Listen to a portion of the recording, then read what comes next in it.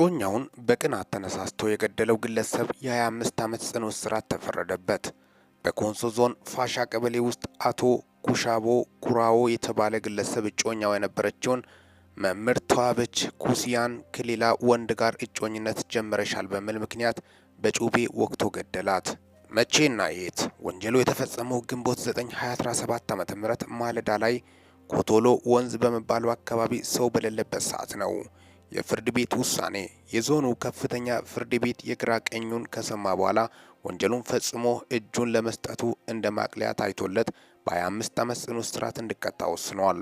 መምህርቷ ከደብረ ብርሃን ዩኒቨርሲቲ በባዮሎጂ ትምህርት መስክ በከፍተኛ ማዕረግ ተመርቃ በታታርነት ሕዝቧን ስታገለግል እንደነበር የስራ ባልደረቦቿ ተናግረዋል።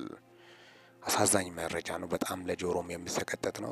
በጣም ያሳዝናል። እጅግ አሳዛኝ መረጃ ነው። እንግዲህ መምህርቷ ከፍተኛ ተመራቂ የማድረግ እንደነበረች ጭምርም ነው።